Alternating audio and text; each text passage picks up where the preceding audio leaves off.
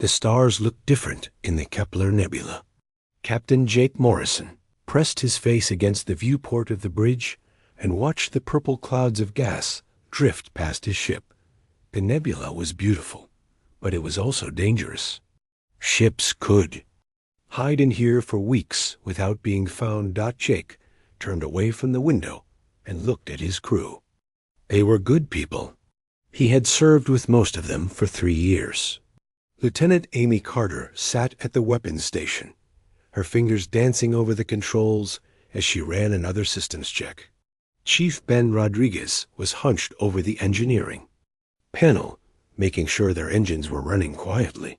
Ensign Katie Walsh monitored the communications array, listening for any enemy signals. The UES Defiant was not a big ship.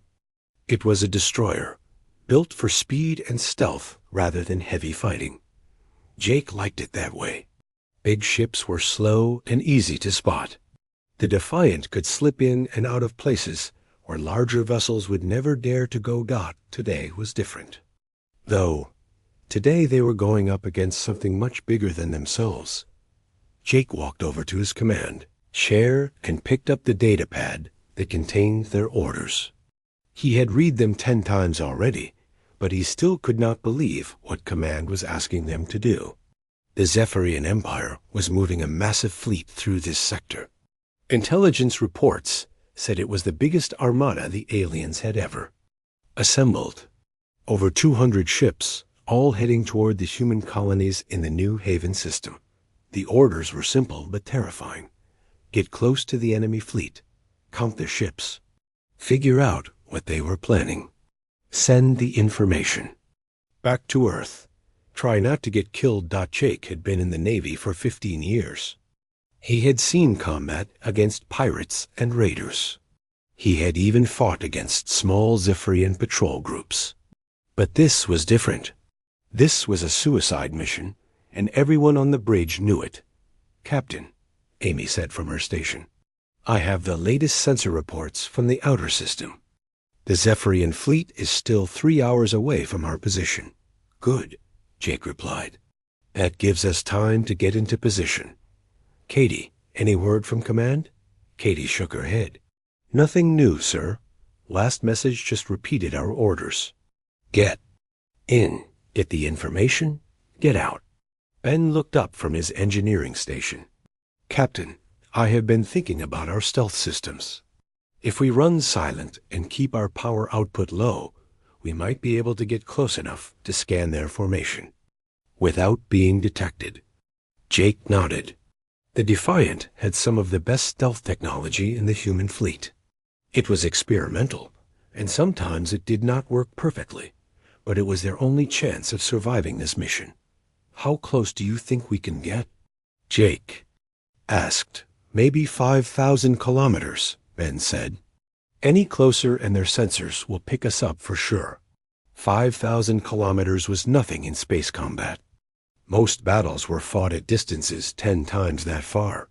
But it would have to be enough. The bridge fell quiet as each crew member focused on their preparations. Jake could feel the tension in the air. They all knew the odds. The Zephyrian Empire had been at war with humanity for 50 years. The aliens were bigger, stronger, and had more ships. The only reason humans had survived this long was because they were smarter and more creative in battle. But creativity only went so far when facing 200 enemy warships. Captain, Katie said suddenly, I am picking up long-range communications from the Zephyrian fleet. They are using standard military frequencies. Can you decode them? Jake asked. Some of it, Katie replied. Their encryption is good, but not perfect. It looks like they are coordinating their approach to New Haven. I am seeing references to something called Operation Cleansing Wind. Jake felt a chill run down his spine. The Zephyrians only used names like that for major military campaigns. Whatever they were planning for New Haven, it was going to be big. Amy, what is our current weapons status? Jake asked. All systems are green, Captain, Amy replied. We have a full load of torpedoes, and our pulse cannons are ready. But against 200 ships. She did not need to finish the sentence. Everyone knew that the Defiant's weapons would barely scratch the paint on a fleet that sized. Jake stood up and walked to the center of the bridge. His crew looked at him with trust and fear in their eyes. They were depending on him to get them through this mission alive. He wished he felt as confident as he was trying to appear. "Listen up, everyone," Jake said. "I know this mission looks impossible. The Zephyrians have us outnumbered by about 500 to 1. But we have something they do not have. We have each other, and we have the best ship in the human fleet." Ben smiled slightly at that. He had spent countless hours modifying the Defiant systems, pushing them beyond their design limits. The ship could do things that even its builders had never imagined. "Our job is simple," Jake continued. "We get in close. We get the information we need, and we get out. If we do this right, the Zephyrians will never even know we were there." "And if we do it wrong?" Amy asked. Jake looked at her seriously. "Then we make sure the information gets back to Earth anyway. The colonies in New Haven are counting on us. There are millions of people there who do not even know this fleet is coming." The bridge fell silent again. Everyone understood what Jake was really saying. If they were discovered, their only option would be to transmit everything they had learned and hope someone received it before the Defiant was destroyed. 30 minutes to contact," Katie announced. "The Zephyrian fleet is beginning to form." Up into attack formation. Jake sat down in his command chair and strapped himself in. "Ben, take us to silent running. Cut all non-essential power. Amy, charge the weapons, but keep them powered down until I give the word. Katie, prepare a data. Burst transmission. If things go bad, I want everything we learn sent to Fleet Command immediately." The lights on the bridge dimmed as the Defiant switched to minimal power. The ship became almost invisible to most sensors, drifting through space like a piece of debris. Jake could hear his own heartbeat in the sudden quiet. Through the viewport, he could see the first shapes of the Zephyrian fleet emerging from the nebula. Even at this distance, the alien ships looked massive and threatening. Their hulls were dark gray, covered with weapon ports and sensor arrays. Each one was at least twice the size of the Defiant. "My God," Amy whispered. "There are so many of them." Jake counted the ships as they came into view. 50, 75, 100. The numbers kept climbing. These were not just patrol ships or escorts. These were full-sized battleships and heavy cruisers, the kind of vessels that could level entire cities from orbit. "Captain," Katie said quietly, "I am reading over 200 ships now, and more are still coming out of the nebula." Jake felt his mouth go dry. Intelligence had been right about the size of the fleet, but seeing it with his own eyes was something else entirely. This was not just a military operation. This was an invasion force large enough to conquer an entire star system. "Take us in closer, Ben," Jake ordered. "We need to get a detailed scan of their formation and weapons loadout." The Defiant began to move slowly toward the massive alien fleet, staying hidden in the shadow of a large asteroid. Jake watched the enemy ships on his tactical display and tried to count their weapons. Each ship carried enough firepower to destroy his entire vessel with a single shot. But they had a job to do, and Jake Morrison had never backed down from a fight in his life. The Defiant drifted through space like a ghost. Captain Jake Morrison watched the enemy fleet grow larger on his screen. The Zephyrian ships moved in perfect formation, their dark hulls blocking out the stars behind them. Jake had never seen so many warships in one place. "Distance to the enemy fleet?" he asked quietly. 8,000 kilometers and closing, Ben replied from his engineering station. "Our stealth systems are holding steady. Power output is minimal. Jake nodded. They were still outside the detection range of most sensors, but that would change. Soon. The closer they got, the more dangerous this became. On the enemy flagship, Admiral Vexstar stood on his command bridge and studied the tactical display. He was a veteran of 12 major battles and had served the Zephyrian Empire for 30 years. His gray skin showed the ritual scars of a warrior, and his forearms moved with practiced efficiency as he reviewed the fleet's status. "Report," Vexstar commanded in the harsh Zephyrian language. "All ships are in formation, Admiral," replied his aide. "We are on schedule to reach the human colonies in 18 hours. Vexstar's mandibles clicked together in satisfaction. Operation Cleansing Wind would finally end human resistance in this sector. The Empire had grown tired of these stubborn creatures and their refusal to surrender. Today would be the day the humans learned their place. But something was bothering Commander Vex Wynn at the sensor station. She had been monitoring the fleet's surroundings for the past hour, and there were strange readings in the background. Static, nothing definite, just small energy signatures that appeared and disappeared randomly. "Admiral," Vexwin said carefully, "I am detecting unusual readings on the long-range sensors." Vixstar turned his attention to the sensor officer. "Explain." "There are faint energy traces scattered throughout this area. They do not match any known natural phenomena. The patterns suggest artificial origin." The Admiral's expression darkened. "Show me." Vexwin brought up a detailed sensor display on the main screen. Small dots of light flickered across the image, appearing in different locations every few seconds. "These readings are very weak," she continued. "Almost like something is trying to hide from our sensors, but not doing it perfectly." On the Defiant, Katie Walsh noticed the change in enemy communications immediately. "Captain, the Zephyrian fleet is altering their sensor patterns. It looks like they are starting to sweep the area more carefully." Jake felt his stomach tighten. "Do you think they have detected us?" "Not yet," Amy replied from the weapons station. "But their search pattern is getting more focused. We might have 15 minutes before they find us." Jake made a quick decision. "Ben, can you reduce our power? Output even more?" "I can try," Ben said, his hands flying over his controls. "But if I cut much more, we will lose life support and artificial gravity." "Do it," Jake ordered. "We need every minute we can get." The Defiant became even quieter. The background hum of the engines faded to almost nothing. The crew worked in near silence, knowing that any mistake could give away their position. Admiral Vexstar was growing more suspicious by the minute.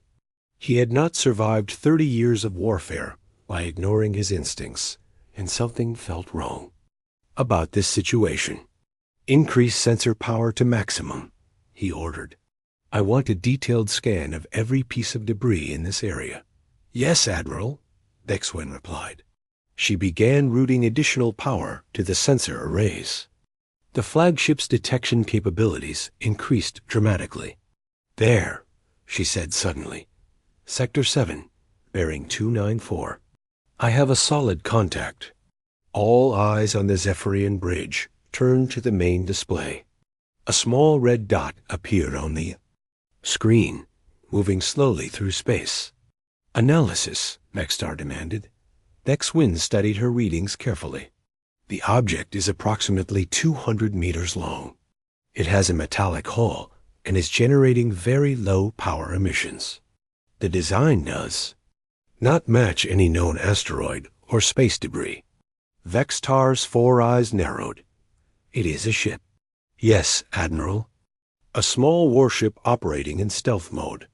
The Admiral began issuing orders immediately. "Alert all ships. Unknown vessel detected. Begin search pattern Omega. I want that ship found and identified." The entire Zephyrian fleet began to change. Formation. Ships spread out in a search pattern, their sensors sweeping space methodically. 200 warships began hunting for one small human destroyer. On the Defiant, Alarms began sounding quietly throughout the ship. "Captain," Amy said urgently, "multiple enemy ships are changing course toward our position." "I think they have found us." Jake looked at his tactical display. Red icons representing Zephyrian ships were moving in their direction. There was no doubt about it now. They had been detected. "Katie, prepare that data burst transmission," Jake ordered.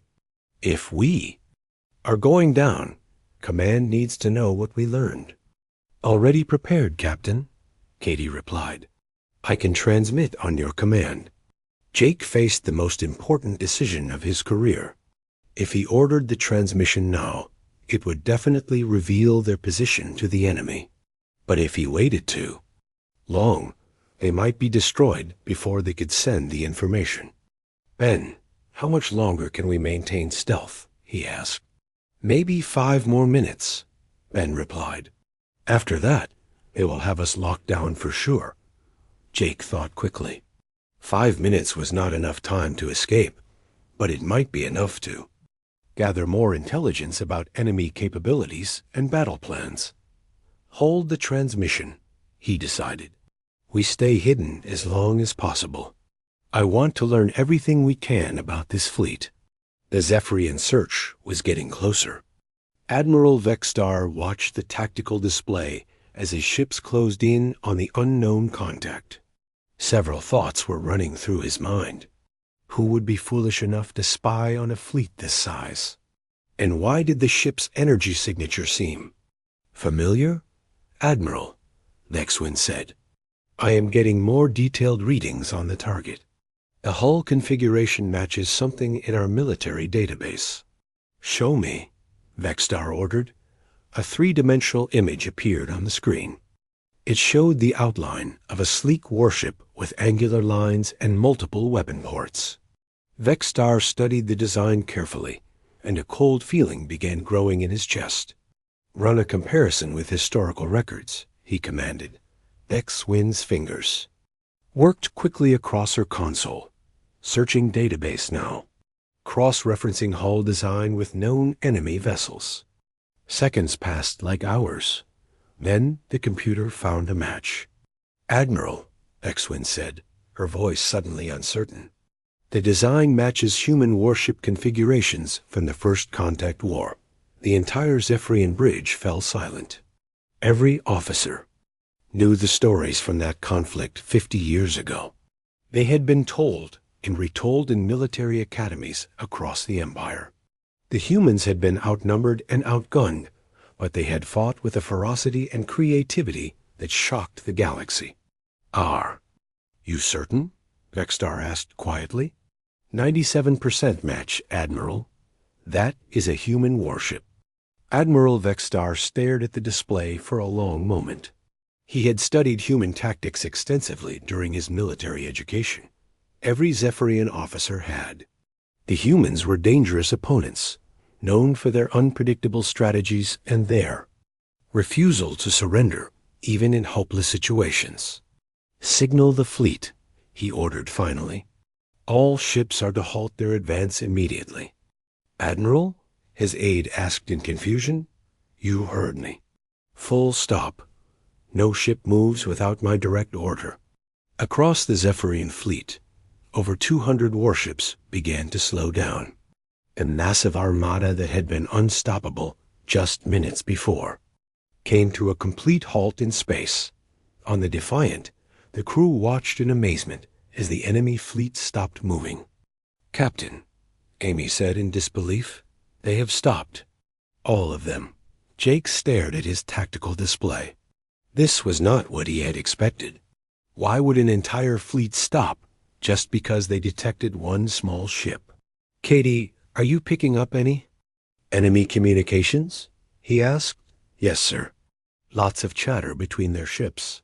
I cannot decode all of it, but I keep hearing the same word repeated." "What word?" "Human," Katie replied. "They keep saying human." Jake felt a strange mixture of fear and hope. The Zephyrians had recognized what they were facing. That was either very good news or very bad news. "Maintain position," he ordered. "Let us see what they do next." In the silence of space, two forces faced each other. One human ship against 200 alien warships. But for the first time since the mission began, Jake Morrison felt like they might actually have a chance. Admiral Vexstar stood on his command bridge and stared at the tactical display. The single red dot representing the human ship seemed to pulse with an almost living threat. His four hands gripped the railing as memories from his military academy. Days flooded back. Every Zephyrian officer knew the stories. They were required reading at the Imperial War College. 50 years ago, when the Empire first encountered humanity, the aliens had expected an easy victory. Humans were smaller than Zephyrians, had fewer ships, and seemed to use primitive technology. The first battles should have been simple conquests. They were not. Vextar remembered his grandfather's words from when he was just a young cadet. Old General Vexmar had fought in those early campaigns and came home changed. He would sit by the fire on cold nights and tell stories that seemed impossible to believe. "Humans do not fight like other species," the old general had said. "They do not follow the normal rules of warfare. When they should retreat, they attack. When they should surrender, they fight harder. They use their ships like weapons, ramming our vessels when their guns run out of ammunition." Young Vextar had thought these were just old war stories, exaggerated. Tales meant to entertain children. But as he grew older and studied military history, he learned that every word was true. The most famous story was about Captain Lisa Morgan and the Hughes Valiant. Vextar knew it by heart because it was studied in every Zephyrian military school. During the Battle of Centauri Station, a single human cruiser had faced an entire Zephyrian battle group. The humans were protecting civilian evacuation ships, and Captain Morgan refused to abandon them. For 6 hours, the Valiant fought against impossible odds. When their main guns were destroyed, they used mining charges as weapons. When their shields failed, they hid behind asteroids and used them as cover. When their engines were damaged, they drifted powerless through space, but kept fighting with whatever weapons they had left.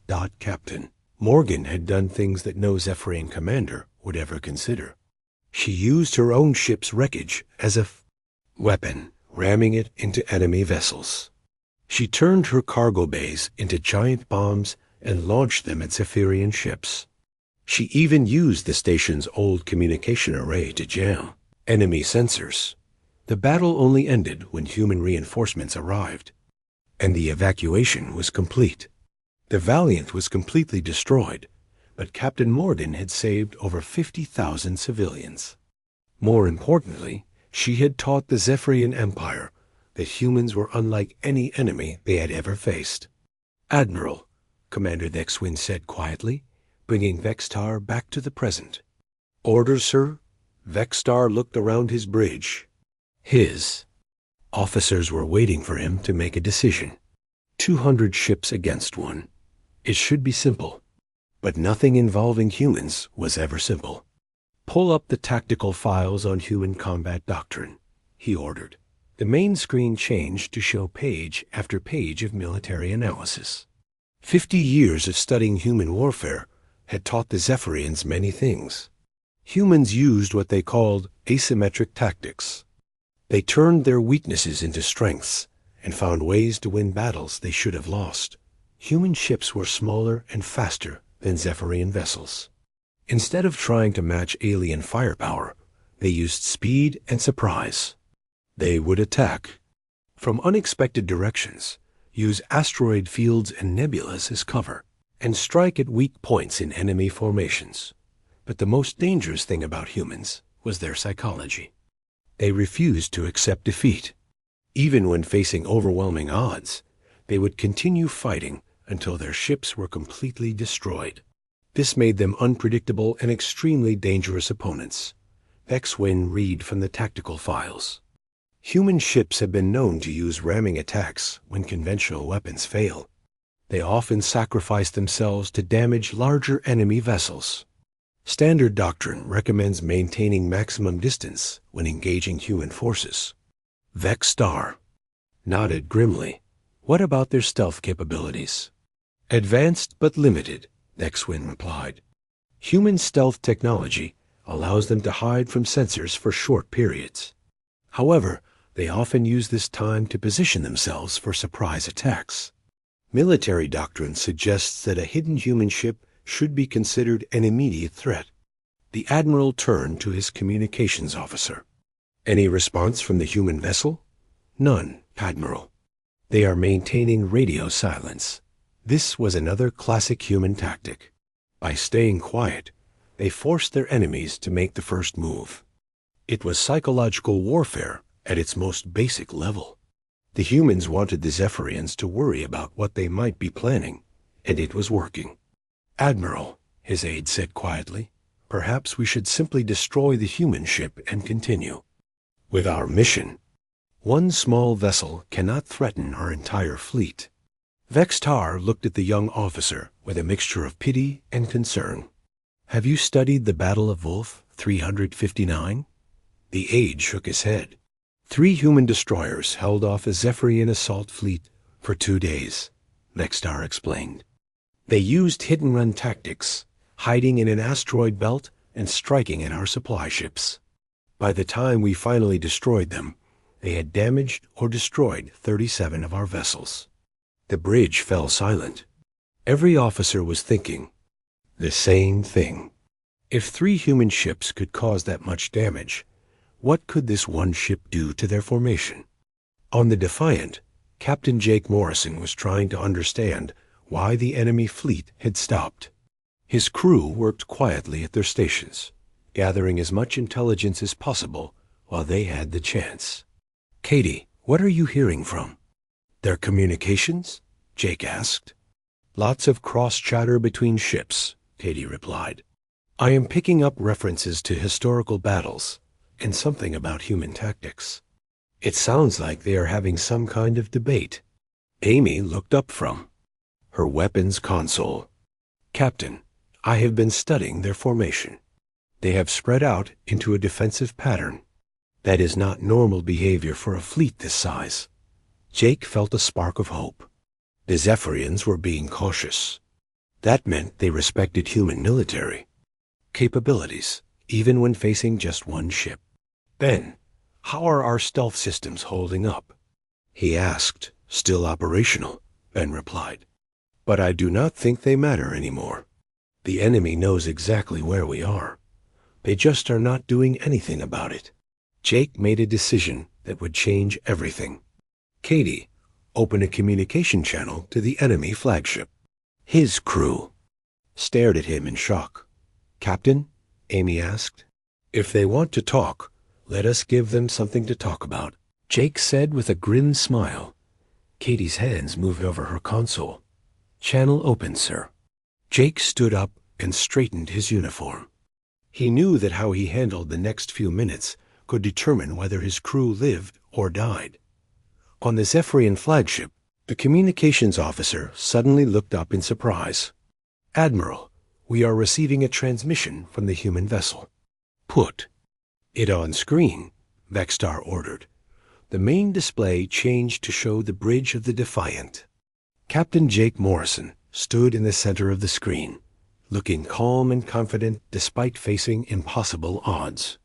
Behind him, his crew worked efficiently at their stations. This is Captain Jake Morrison of the United Earthship Defiant. Jake said in a clear, steady voice. I assume you are the commanding officer of this fleet.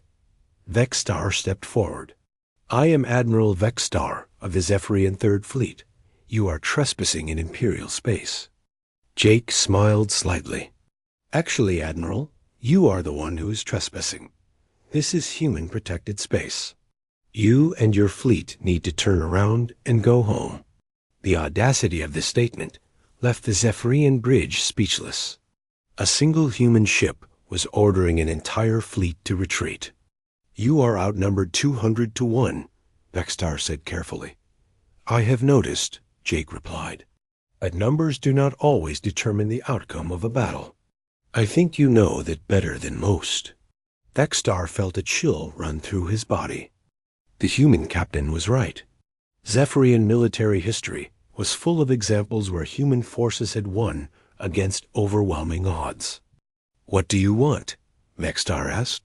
"I want you to leave," Jake said simply. "Turn your ships around and go back where you came from. Do that, and nobody has to die today." The two commanders stared at each other across the vast distance of space. One human facing 200 alien warships. But somehow, Jake Morrison did not look like the one who was outmatched. A silence between the two ships stretched across space like a taut wire ready to snap. Captain Jake Morrison stood on his bridge, staring at Admiral Vextar through the communication screen. Neither commander was willing to back down first. "You cannot be serious," Vextar said finally. "One ship against my entire fleet?" Jake's expression remained calm. "Admiral, I think you know better than anyone that numbers do not always matter when fighting humans. How many of your ships are you willing to lose today?" The question hit Vextar like a physical blow. He had studied every major battle between humans and Zephyrians for the past 50 years. In almost every case, the humans had inflicted far more damage than they should have been able to cause. "Amy," Jake said quietly to his weapons officer, without taking his eyes off the screen, "begin broadcasting false sensor signatures. Make it look like we have friends hiding in the nebula." Amy's fingers danced across her console. Within seconds, the Defiant began transmitting fake energy readings that would appear on Zephyrian sensors. To the enemy fleet, it would look like additional human ships were lurking in the purple clouds of gas surrounding them. "Ben," Jake continued, "can you make our engine signature look bigger?" "Already on it, Captain," Ben replied from his engineering station. "I am routing extra power through the main engines and creating feedback loops. We should appear to be at least 3 times our actual size." Katie Walsh worked at her communications console, creating the illusion of fleet coordination. She transmitted encrypted messages on multiple frequencies, making it seem like Captain Morrison was talking to other human ships that were hidden throughout the nebula. On the Zephyrian flagship, Commander Vexwin noticed the changes immediately. "Admiral, I am detecting multiple energy signatures throughout this area. It appears the human ship is not alone." Vextar felt his stomach drop. This was exactly what he had been afraid of. "How many ships?" "Difficult to say, sir. The nebula is interfering with our sensors. I count at least 6 additional contacts, possibly more." The Admiral turned to his tactical officer. "Analysis of the human formation?" "Classic human ambush pattern," the officer replied nervously. "They have us surrounded on 3 sides. If they attack, they can hit us from multiple directions while using the nebula for cover." Vextar walked to the center of his bridge, his 4 arms clasped behind his back. The tactical situation was becoming more complicated by the minute. A single human ship was one thing. A coordinated human fleet was something else entirely. "Admiral," his aide said quietly, "should we launch fighters to investigate these contacts?" Before Vextar could answer, Captain Morrison's voice came through the speakers again. "I would not recommend sending scouts, Admiral. My colleagues do not like being disturbed. They tend to shoot first and ask questions later." The human captain was listening to their communications. That meant human technology was more advanced than Zephyrian intelligence had believed. It also meant that Morrison knew exactly what the alien fleet was thinking. "This is impossible," Vextar muttered under his breath. But it was not impossible. It was just very, very human. Jake Morrison had learned the art of psychological warfare from some of the best officers in the Earth Navy. The key was to make your enemy think you were stronger than you really were. Right now, Admiral Vextar was imagining human ships hiding behind every asteroid and gas cloud in the area. "Katie," Jake said softly, "send an encrypted burst transmission toward Earth." High priority. Tell them what we have found here. Already prepared, Captain, Katie replied. Transmission away. Jake nodded. Whatever happened next, at least Earth Command would know about the Zephyrian fleet. That information might save millions of human lives. On the enemy flagship, Admiral Vextar was facing the most difficult decision of his military career. His mission was to destroy the human colonies in the New Haven system. Operation Cleansing Wind had been planned for months. The Emperor himself had approved the attack. But military doctrine was clear about engaging human fleets in unfamiliar territory. The recommended strategy was to withdraw and return with overwhelming force. The problem was that his current force already was overwhelming. 200 ships should be enough to defeat any human fleet. Should be. Communications from the second battle group, his aide reported. They are requesting orders. Vextar looked at his tactical display. His fleet was spread out across several thousand kilometers of space, searching for hidden human ships that might or might not exist. This was not the position he wanted to be in when starting a major battle. Signal all ships, he ordered. Maintain current positions. No one moves without my direct command. Yes, Admiral. The standoff continued. 200 Zephyrian warships sat motionless in space while a single human destroyer held them at bay through sheer audacity and clever deception. Jake Morrison walked slowly around his bridge, checking on each of his crew members. They were all performing perfectly under impossible pressure. Amy continued broadcasting false sensor readings while monitoring the enemy fleet's movements. Ben kept their engines running quietly while making them appear much larger than they actually were. Katie maintained the illusion of fleet communications while listening to enemy radio traffic. Captain, Amy said quietly, I am tracking movement in the enemy formation. It looks like they are trying to get a better look at our supposed reinforcements. Let them look, Jake replied. The more they search, the more nervous they will get. This was basic human psychology applied to warfare. When people could not see their enemy clearly, they imagined threats that might not exist. The Zephyrians were doing exactly what Jake hoped they would do. They were letting their fear of human tactics cloud their judgment. Any word from our real reinforcements? Jake asked Katie. Nothing yet, Captain. But if Admiral Blake received our transmission, the Fifth Fleet should be on its way. Jake nodded. Admiral Susan Blake commanded the nearest human battle group, but it would take hours for her ships to reach this position. Until then, the Defiant was on its own. Captain, Ben said from his station, I am reading increased activity in the enemy fleet's engines. It looks like they are preparing to move. Jake turned back to the communication screen where Admiral Vextar was still visible. Going somewhere, Admiral? I am considering my options, Vextar replied carefully. Let me make this simple for you, Jake said. You have two choices. You can turn your fleet around and go home, or you can try to fight us here in this nebula. If you choose to fight, some of your ships will not be going home at all. Vextar's mandibles clicked together in frustration. You are bluffing. One ship cannot threaten my entire fleet. Jake smiled coldly. Admiral, did you know that my ship carries experimental torpedo warheads? Each one has enough power to crack a battleship's hull with a single hit.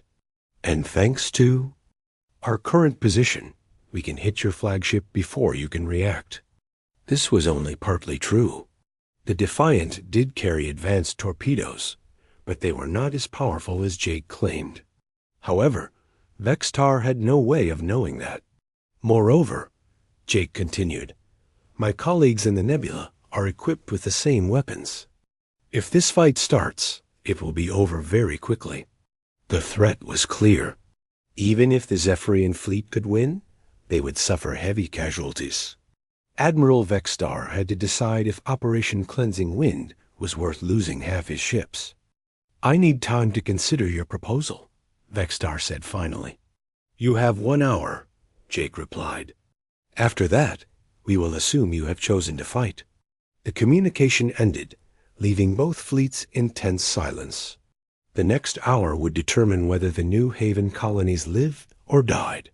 It would also determine whether Captain Jake Morrison and his crew would see another sunrise. Jake looked at his watch and settled into his command chair. The longest hour of his life was about to begin. The hour passed like a lifetime. Captain Jake Morrison sat in his command chair and watched the enemy fleet on his tactical display. The Zephyrian ships remained motionless, but he could see small movements as they adjusted their positions. Admiral Vexstar was thinking hard about his next move. 55 minutes, Amy reported quietly from her weapons station. Jake nodded. 5 more minutes until his deadline expired. He had no idea what he would do when the hour was up. His bluff had worked so far, but it could not last forever. "Captain," Katie said suddenly, "I am picking up new communications from the enemy fleet. It sounds like they are having some kind of argument. Can you make out what they are saying?" Jake asked. "Some of it," Katie replied. "The Admiral is talking to his senior officers. I keep hearing words like risk and casualties and human tactics. It sounds like they are debating whether to attack us." This was exactly what Jake had hoped for. The Zephyrians were divided about what to do. Some wanted to attack immediately, while others urged caution. The longer they argued, the better chance his crew had of survival. On the enemy flagship, Admiral Vexstar was indeed facing strong opposition from his officers. The debate had been raging for most of the hour. "Admiral, we cannot let one human ship dictate our actions," argued Captain Jexval, commander of the 2nd Battle Group. "The Emperor expects us to complete Operation Cleansing Wind. We have our orders." "And I have read the same tactical reports you have," replied Commander Thexwind from her sensor station. "Every engagement with human forces results in higher casualties than predicted. Even when we win, we lose ships we cannot afford to replace." Vextar listened to both sides while studying his tactical display. The human ship was still there, still broadcasting false signals to make it appear larger than it was. The Admiral knew it was deception, but that did not make the situation any easier. "What if they really do have reinforcements?" asked another officer. "Human stealth technology is better than ours. There could be a dozen ships hiding in that nebula. Then we destroy them all," Captain Jexville replied firmly. "We have 200 ships.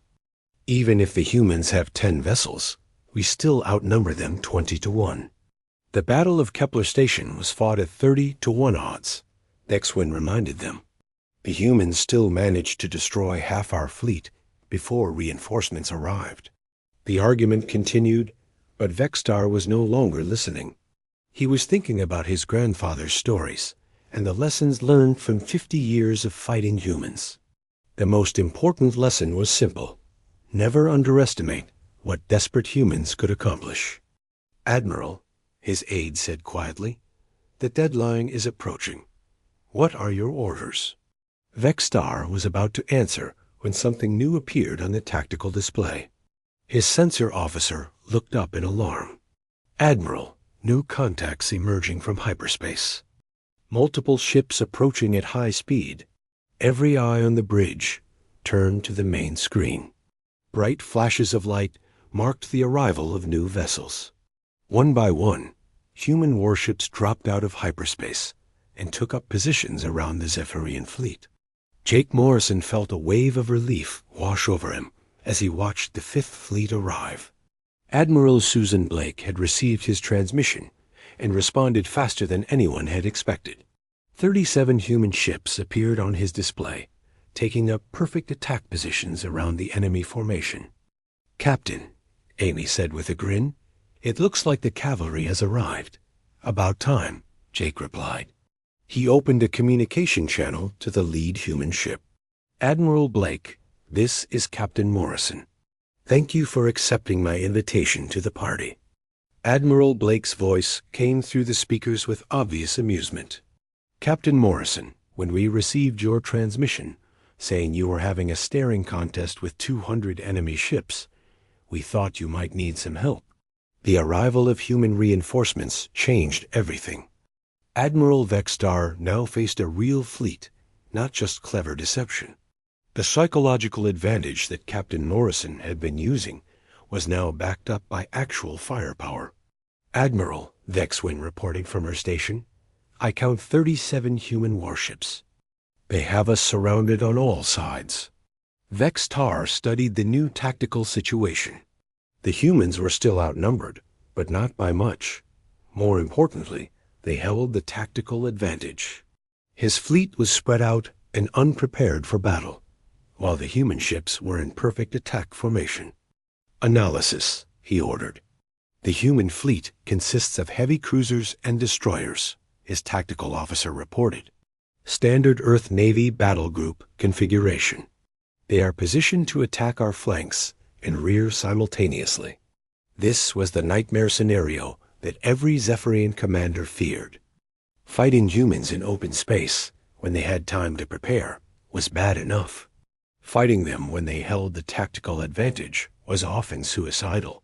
"Captain Morrison," Admiral Vextar said through the communication channel, "you have reinforcements now, but we still outnumber you." "That is true," Jake replied calmly. "But Admiral, let me ask you a question. How many ships are you willing to lose to take out my fleet? 20? 50? 100? The question hung in the air like a death sentence. Everyone on both sides knew that humans fought to the last ship. Even if the Zephyrians won, the cost would be enormous. Moreover, Admiral Blake's voice joined the conversation.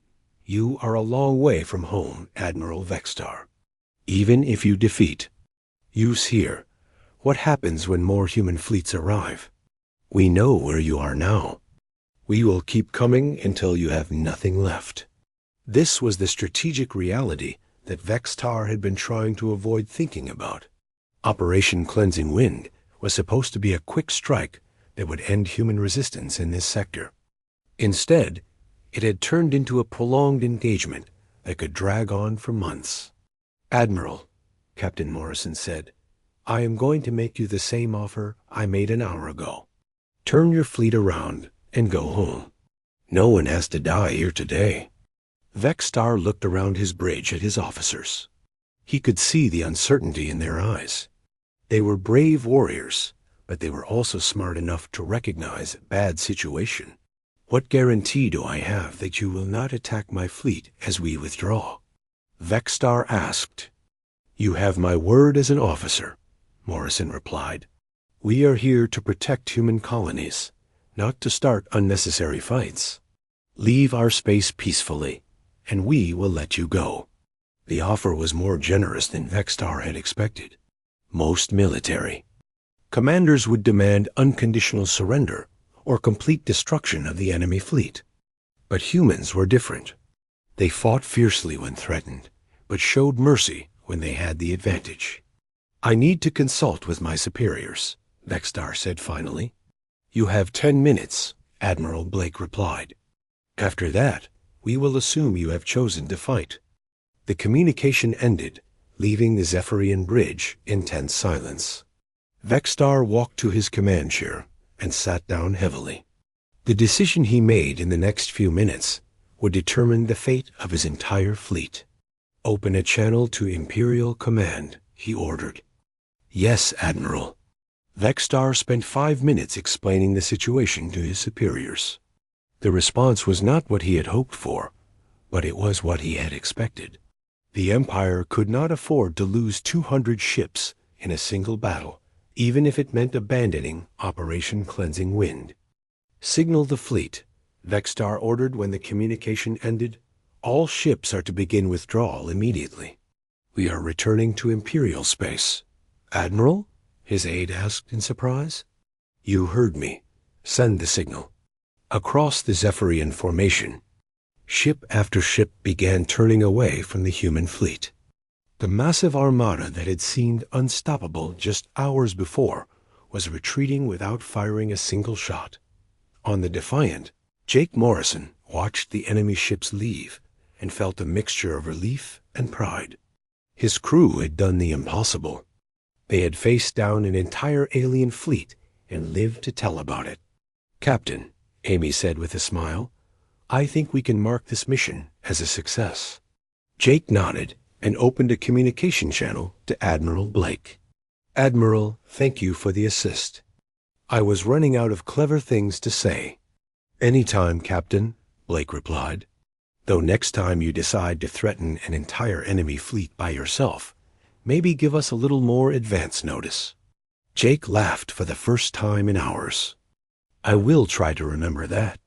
As the last Zephyrian ship disappeared into hyperspace, Jake made an entry in his personal log. Today had proven once again that sometimes the greatest victories were won not through superior firepower, but through the enemy's own respect for human determination and tactical innovation. The legend of human military prowess had grown a little stronger, ensuring that future enemies would think twice before challenging humanity in open combat.